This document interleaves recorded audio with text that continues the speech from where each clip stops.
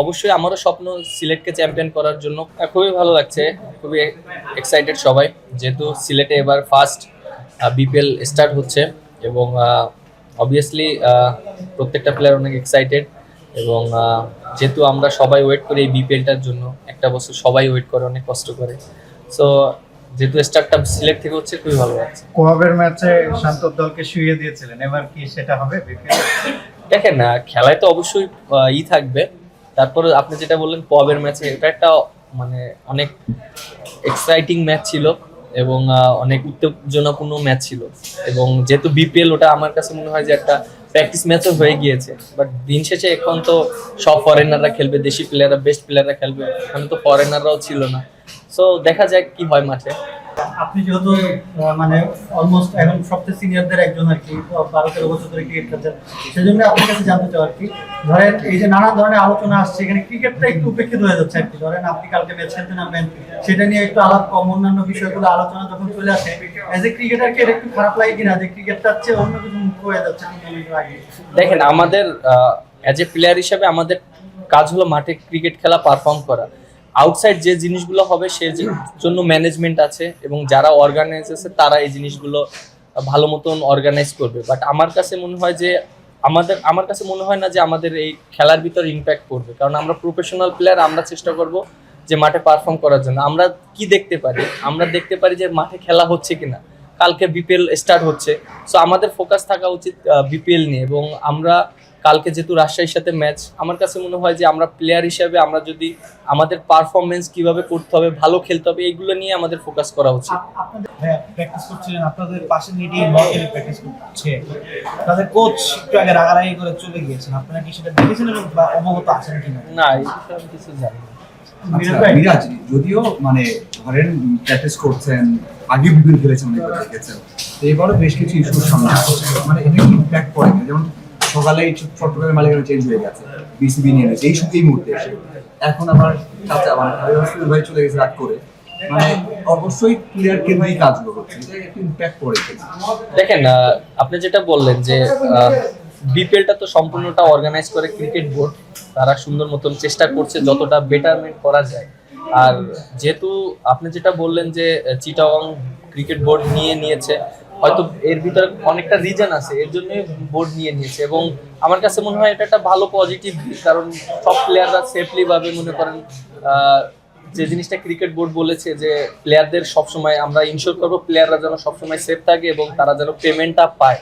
So আমার কাছে মনে হয় এটা প্লেয়ারদের জন্য একটা ভালো একটা জিনিস, যেটা ক্রিকেট বোর্ডের আন্ডারে তারা খেলবে। না, আমাদেরকে আজকে ওনারা ডেকেছেন এবং আমাদেরকে সবাইকে চেক দিবে। তাই এত ইস্যু চলে আসে, বাইরের এত ইস্যু, আপনাদের প্লেয়ারদের মাঝেও কি এগুলো নিয়ে কথা হয়? যখন শুনছেন যে চট্টগ্রামের মালিকানা চেঞ্জ হচ্ছে, আপনারাও কি নিজেদের মধ্যে এগুলো নিয়ে কথা বলেন? আমরা তো আসলে এইসব ব্যাপার নিয়ে ডিসকাস করার সময় নেই, কারণ আমরা প্র্যাকটিস করে আসলাম। দেখেন, এখন আমরা হোটেলে যাব, আমাদের টিম মিটিং আছে, কালকের ম্যাচ নিয়ে আমাদের প্ল্যানিং করতে হবে। সো এটা আউটসাইডের একটা বিষয়, আমরা ফোকাস করছি যেহেতু আমাদের টিম। এগুলো আমরা যদি বেশি ডিসকাস করি হবে কি টিম এনভায়রনমেন্ট নষ্ট হবে। সো আমরা চাচ্ছি না যে এইসব ব্যাপার নিয়ে বাইরের জিনিসগুলো নিয়ে কি একটা বিপিএল কে কম্পিটিটিভ টুর্নামেন্ট হওয়া থেকে পিছিয়ে দিচ্ছে, এটা কি মনে হচ্ছে? দেখেন, যারা অর্গানাইজার, যারা এই বিপিএলটাকে অর্গানাইজ করছে ক্রিকেট বোর্ড, আমার কাছে মনে হয় তারা যারা আছে এই রোলে এবং তারা এই জিনিসটাকে নিশ্চিত করবে যে টুর্নামেন্টটাকে কিভাবে ভালো জায়গায় নিয়ে যাওয়া যায় এবং তারা এটা ইনশিওর করবেন। হয়তো সেফটির জন্য তারা অনেক কিছু ডিসিশন নিচ্ছে, হয়তো এটা লেটে হচ্ছে, বাট আমার কাছে অ্যাট দ্য সেম টাইম মনে হচ্ছে যে তারা সুন্দরভাবে প্রপার ওয়েতে যদি করতে পারে বিপিএলটা খুব ভালো হবে। টিমটা নিয়ে যদি একটু বলেন, মানে বেস্ট ব্যালেন্স টিম, একটু আলাপ একটু কম হচ্ছে হয়তো, রংপুর বা রাজশাহীকে নিয়ে অনেক আলাপ হচ্ছে, সিলেট যেহেতু একটু এখানে ছিল, মানে ওভারঅল আপনার টিমটা কেমন?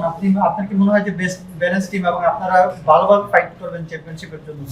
দেখেন, চ্যাম্পিয়নশিপ তো অনেক দূরের ব্যাপার, বাট এখনো 10টা ম্যাচ খেলতে হবে, দেন তারপরে টপ র্যাঙ্কিং এ থাকতে হবে, দেন সেমিফাইনাল, ফাইনাল, মানে অনেক দূরের বিষয়। হ্যাঁ, প্রত্যেকটা ফ্র্যাঞ্চাইজিরই স্বপ্ন থাকে চ্যাম্পিয়ন হওয়ার জন্য। আর অবশ্যই আমারও স্বপ্ন সিলেটকে চ্যাম্পিয়ন করার জন্য, কারণ সিলেট কখনো চ্যাম্পিয়ন হয়নি। সো এটা একটা আমার কাছে মনে হয় যে ফার্স্ট টাইম যদি সিলেট চ্যাম্পিয়ন হয় আর সেটা যদি আমার হাত ধরেই হয়, তাহলে এটা অবশ্যই একটা ভালো লাগার বিষয়।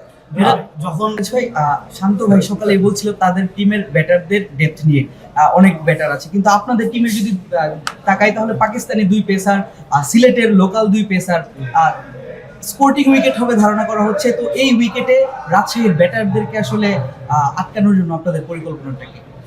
পরিকল্পনা যদি এখনই বলে দিই তাহলে তো ওরা জেনে যাবে।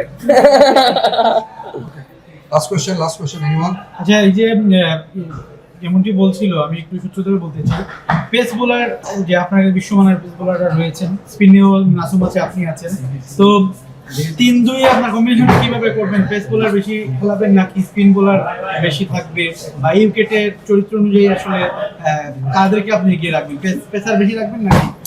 কালকে আমরা ফার্স্ট উইকেটটা দেখবো। সো উইকেটটা যদি আমার কাছে মনে হয় যে ব্যাটিং উইকেট বা বোলিং উইকেট, তারপর আমরা ডিসিশন নেব আসলে আমরা বেশি ব্যাটার খেলাবো না বোলার খেলাবো। সো এখনই আমি এটাকে নিয়ে কমেন্টস করছি না, কারণ জাস্ট আমরা কালকে সকালে আসবো, উইকেটটা দেখবো, দেন তারপর আমরা ডিসাইড করবো। লাস্ট ইয়ার তো বিপিএল টপ অর্ডারে ব্যাটিং করতে দেখা গেছে ম্যাক্সিমাম, এবার আপনাকে কোন রোলে দেখা যেতে পারে একটু ধারণা? টিমের প্রয়োজনে যেখানে আমার খেলা উচিত আমি সেখানেই খেলার চেষ্টা করব। লাস্ট ইয়ার টপ অর্ডারে কিন্তু আমি ফার্স্টে থেকে খেলিনি।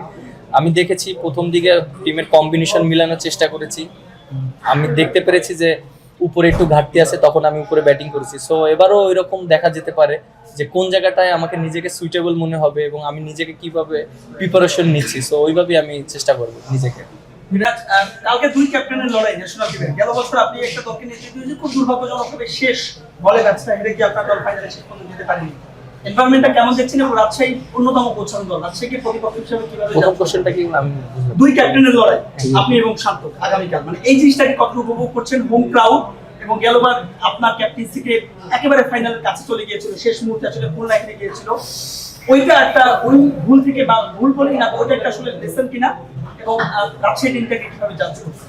অবশ্যই রাজশাহী খুব ভালো টিম এবং ওদের বেশ কিছু ন্যাশনাল টিমের প্লেয়ার আছে যারা স্টিল খেলছে এবং ওদের কম্বিনেশনও ভালো আছে, হালকা করে দেখার কোনো কিছু নেই এবং আমাদের টিমটা অনেক ভালো ব্যালেন্স। আশা করি কালকে একটা ভালো একটা ম্যাচ হবে। সব ধরনের খেলার খবর পেতে সাবস্ক্রাইব করুন, সঙ্গে থাকুন খেলার পাতার।